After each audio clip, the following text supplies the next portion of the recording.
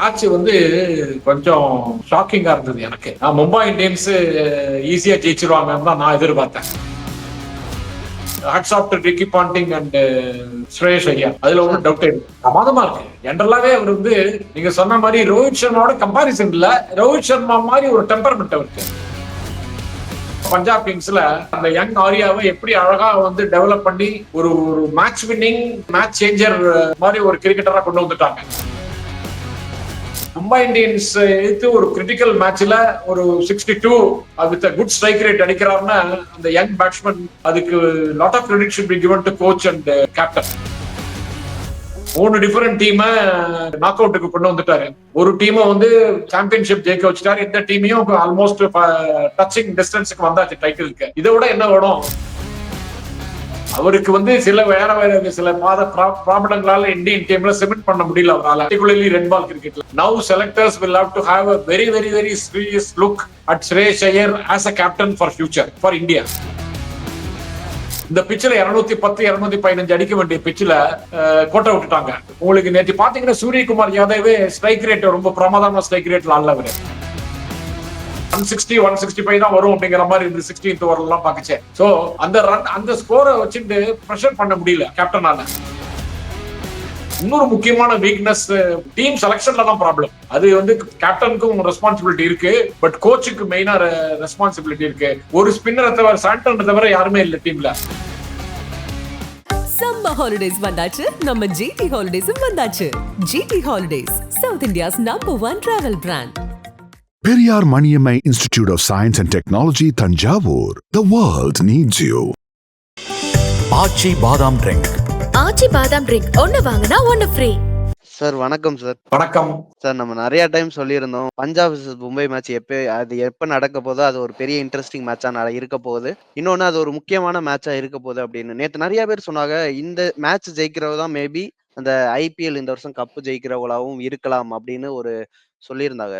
So match எப்படி sir இருந்துச்சு? Match வந்து கொஞ்சம் ஷாக்கிங்கா இருந்தது எனக்கு. நான் மும்பை இந்தியன்ஸ் ஈஸியா ஜெயிச்சிருவாங்கன்னு தான் நான் எதிர்பார்த்தேன் மேட்ச் ஆரம்பிக்கிறதுக்கு முன்னாடி. காரணம், போன மேட்ச் ரொம்ப நல்லா ஈஸியா ஆடி ஜெயிச்சாங்க. ரொம்ப எல்லா பிளேயர்ஸும் நல்லா கான்ட்ரிபியூட் பண்ணாங்க. அது ஒண்ணு தவிர பஞ்சாப் கிங்ஸ் வந்து போலிங் வீக் நம்மளுக்கு நல்லாவே தெரியும்.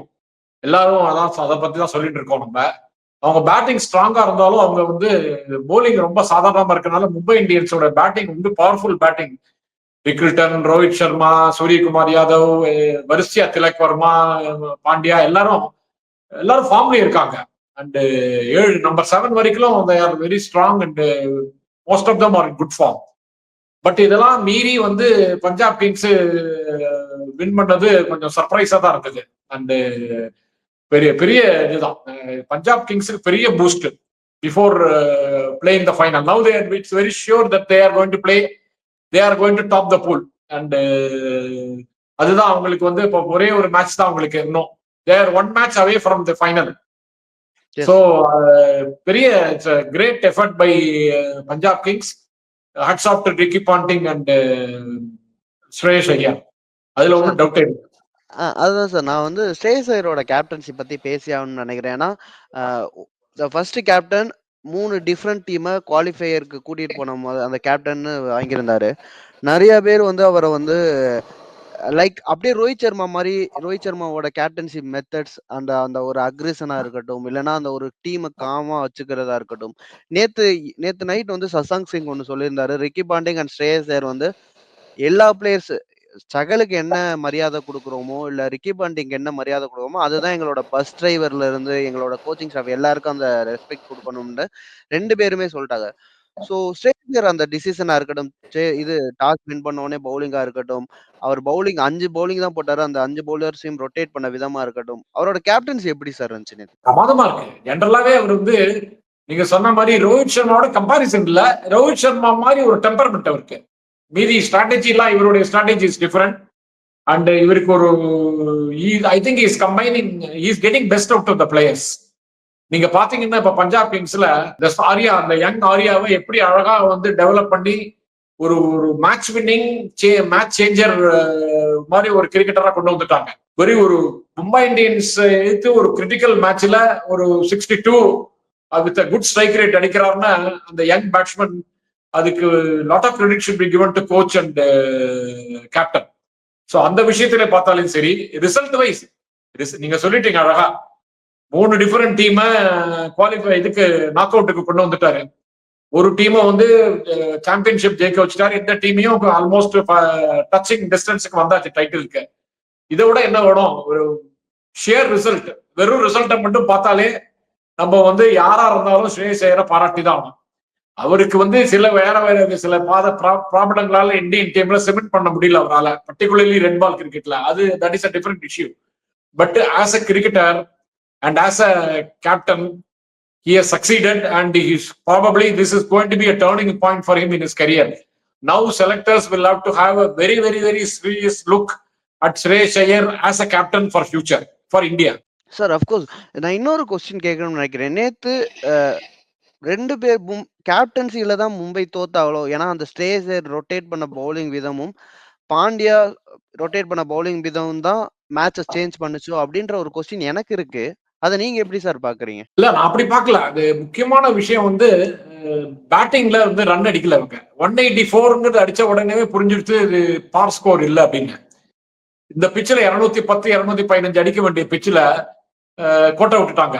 உங்களுக்கு நேற்று பாத்தீங்கன்னா சூரியகுமார் யாதவே ஸ்ட்ரைக் ரேட் ரொம்ப பிரமாதமான ஸ்ட்ரைக் ரேட்ல ஆடல. அவரு most of the times he was struggling.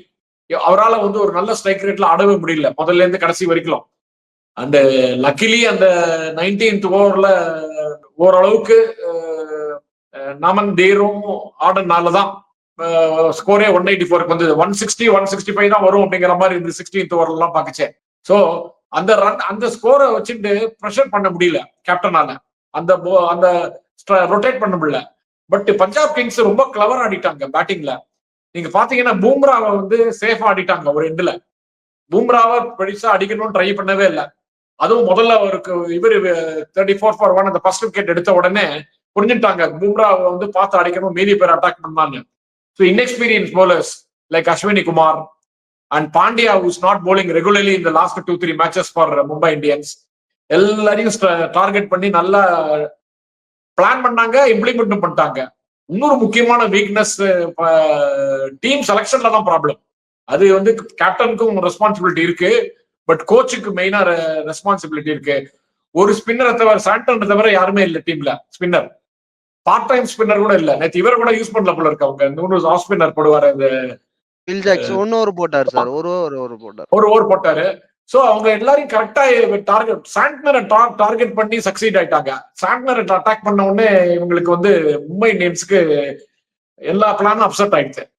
So நீங்க சொன்ன மாதிரி, ஆனா 1-1 கம்பேர் பண்ணா இந்த மேட்ச்ல Shreyas Iyer has scored over Pandya in tactics. அதுல அது ஒரு விஷயம் தான். நீங்க சொன்ன பாயிண்ட் கரெக்ட் தான், பிளஸ் பாயிண்ட் தான் அது. சார் இல்ல சார், எனக்கு ஏன் அந்த கொஸ்டின் எழுதுன்னா, அஸ்வினி குமாரை நீங்க வந்து இம்பாக்ட் பிளேயரா இறக்கும் போது அவருக்கு 11வது ஓவர் இல்ல 12வது கொடுக்கறது வந்து ஒரு டாக்டிக்ஸா இல்ல. அவர் ஏன்னா அவர் ரீசெண்டா அந்த 6வது to 10வது ஓவர்ல நிறைய விக்கெட்ஸ் எடுத்தாரு. அவரு அந்த 4 விக்கெட் எடுத்ததா இருக்கட்டும், இல்ல கடைசி மேட்ச் கன்க்ளூஷன் சப்ஜா வந்து அந்த நல்லா போட்டதா இருக்கட்டும். ஸோ அவர் வந்த உடனே அந்த ஒரு அட்டாக் பண்ண நியூ பால்ல அவர் கொஞ்சம் இன்னும் ஒரு எஃபெக்ட்ஃபுல்லா தெரிஞ்சாரு. பட் அவரை ரொம்ப பேக் பண்ணது, பும்ராக்கு இன்னொரு ஓவரே ஃப்ரெண்ட்ல கொடுத்து அந்த ஒரு விக்கெட் எடுக்காம இருந்தது. ஸோ ஹர்திக் பாண்டியா அந்த இதுல நிறைய தப்பு பண்ணிட்டாரோ அப்படின்ற ஒரு கொஸ்டின் எனக்கு எழுந்துச்சு. ஸோ அதான் கேட்க. அதுக்கு காரணம் ப்ரெஷர் பில்டப் ஆயிடுச்சு. மிடில் ஆர்டர்ல இங்கிலீஷும் பிரியான் ஷாரியாவும் அடிச்ச ஸ்ட்ரைக் ரேட் நல்ல ஸ்ட்ராங் இன்னிங்ஸ்ல எல்லா அவங்களுடைய பிளான் ஏ எல்லாமே அப்செட் ஆயிடுச்சு. சோ பிளான் பி போச்சு, பிளான் பி இருந்துதான்னு தெரியல, அடுத்த பிளான் போச்சு, அவங்களுக்கு எல்லாமே அப்செட் ஆயிடுச்சு. இது வந்து பஞ்சாப் கிங்ஸுக்கு பெரிய பெரிய பிளஸ் பாயிண்ட். இந்த மேட்ச் நல்ல பிரமாதம் ஆடி இருக்காங்க. இது வந்து very very big boost for final. And with Ponting and இவங்க அழகா ஜெல்லா கேப்டனும் டீமும் என்டையர் டீம், நீங்க சொன்ன மாதிரி என்டையர் டீம் எல்லாம் அப்படியே பிரமாதமா செட் ஆயிடுச்சு அவங்களுக்கு. நல்லா இவர் நேற்று வந்தாரு பாருங்க, அந்த விஜயகுமார் விஷாக் அப்படின்னு ரொம்ப நல்லா போட்டாரு. 3 ஓவர் நல்லா போட்டாரு. கடைசி 19th ஓவர் போடச்சேதான் ஃபால்ட் பண்ணிட்டாரு. ஒரு போன ஐபிஎல்ல கூட 2-3 ஓவர் நல்லா போட்டாரு. அவரு 2-3 மேட்ச் ஆடினாரு, நல்லா போட்டாரு. இப்ப கூட ரொம்ப நல்லா போட்டாரு. அவருடைய செலக்ஷன் இன்னைக்கு வந்து அது கிரிட்டிக்கல். சோ எல்லாத்துலயுமே ஸ்கோர் பண்ணிட்டாங்க பஞ்சாப் கிங். டீம் செலக்ஷன்லயும் சரி, ஹேண்ட்லிங் ஆஃப் த பிளேயர்ஸும் சரி, போலிங் அட்டாக்கும் சரி, எல்லாமே அவங்களுக்கு ஒரே மாதிரி கிளிக் ஆயிடுச்சு. ஸோ அதனால வந்து இது பெரிய it's a great win and it is going to give them a big boost for their final. Okay sir, இன்னொன்னு இங்கிலீஷ் பத்தி பேசியாகணும். ஏன்னா ஒரு மேக்ஸ்வெல் அவங்க ஃபர்ஸ்ட்ல இருந்து இங்கிலீஷ் ஆட வைக்கல. மேக்ஸ்வெல்ல தான் ப்ரேயர் பண்ணாங்க. பட் மேக்ஸ்வெல் இன்ஜுரி போனதுக்கு அப்புறம் அந்த 10 பாலுக்கு 30, 12 பாலுக்கு 32 அப்படின்னு எல்லா மேட்சும் கான்ட்ரிபியூட் பண்ணியிருந்தாரு. ஸோ நேத்து ஒரு டிஃப்ரெண்ட் பிளேயரா தெரிஞ்சாரு. ஸோ ஒரு ஸ்பின்னரை வந்து அவர் ஆடின விதமா இருக்கட்டும், அந்த பேக் ஃபுட்ல போய் ஆடினாரு. நிறைய ஷாட்ஸ் அண்ட் ஃபாஸ்ட் பவுலரை பும்ராவை கூட ரிஸ்கே எடுக்காம 2 4 ஒரு ஓவருக்கு ஒரு 4 அடிச்சுக்கிட்டே இருந்தாரு. ஸோ அவரோட நாக் பத்தி பேசி ஆகணும்னு நினைக்கிறேன். இங்கிலீஷ் வந்து ஒரு நல்ல ஆட்டக்காரர். அவரு ஆஸ்திரேலியாவுக்கு what ever cricket has played for Australia ஒரு ஒரு 4-5 மேட்ச் ஆனா ஒரு மேட்ச் கேம் சேஞ்சரா தான் இருப்பாரு அவரு. அவரு ஆடுவார்னு எதிர்பார்த்ததுதான். ஆனா நீங்க சொன்ன மாதிரி 20, 25, 30 நடிச்சாரு தவிர பெரிய லாங் இன்னிங்ஸ் ஆடாம ஸ்ட்ரகிள் பண்ணாரு. இன்னைக்கு நேத்தி வந்து அவரோட டே, இன்னைக்கு அவரோட டே அது. அதை வந்து நல்லா யூட்டிலைஸ் பண்ணிட்டாரு. முதல்ல ஒரு ஒரு 2 ஓவர் 3 ஓவர் கொஞ்சம் பார்த்து ஆடிட்டு அப்புறம் அடிக்க போய் நீங்க சொன்ன மாதிரி செலக்டிவா ஆடினாரு.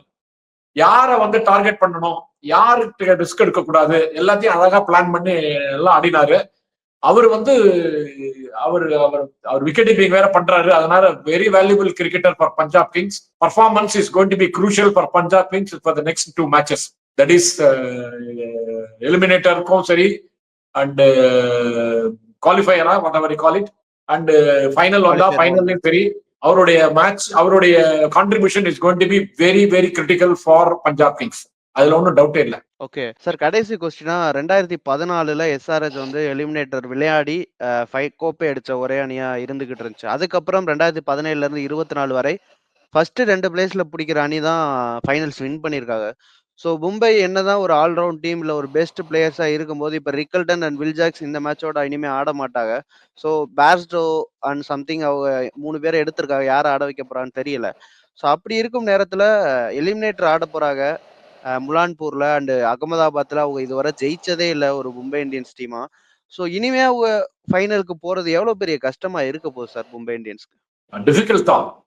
particularly in the absence of Rickelton and Will Jacks and all, it's going to be very tough for them. The bowling attack அப்படியே இருக்குன்னு நினைக்கிறேன். bowling attackல ரொம்ப சேஞ்ச் இருக்காது. பட் bowling செலக்ஷன் போல ஐ திங்க் ஒரு ஒரு ஒரு ஒரு கிரிட்டிக்கல் மேட்ச்ல ஒரு ஸ்பின்னர் வச்சுட்டு போடுறதுங்கிறது எனக்கு உடன்பாடு இல்லை. You need a spinner, you need variety இல்லாம ஒரு போலிங் அட்டாக் இருந்ததுன்னா அந்த போலிங் அட்டாக் ப்ரெடிக்டபிள் ஆயிடும். அதை வந்து யாரை டார்கெட் பண்றது, யாரை அடிக்கலாங்கிறதுக்கு ஈஸியா சூஸ் பண்ணிட முடியும் ஆப்போனன்ட்னால. சோ அது ஒரு பெரிய மிஸ்டேக் பண்ணிருக்காங்க. அதை வந்து கரெக்ட் பண்ணணும் அவங்க. அந்த யங் ஸ்பின்னரை வந்து அவங்க வந்து 2-3 மேட்சா ஆடுறதே இல்லை, கொண்டே வருது இல்லை. அவங்க இந்த விக்னேஷ் அவரே யூஸ் பண்றது இல்ல. வேற இல்ல, அவரு விக்னேஷ் புத்தூர் இன்ஜுரியில ரீப்ளேஸ் ஆயிட்டாரு. இன்ஜுரியில இருக்காரா? சரி, கரண் சர்மா எதுக்கு நேத்தி ஆடலன்னு எனக்கு புரியவே இல்லை. கரண் சர்மா நல்லா தான் போட்டு இருக்காரு, கிரிட்டிக்கல் விக்கெட்ஸ் எல்லாம் எடுத்து கொடுக்குறாரு.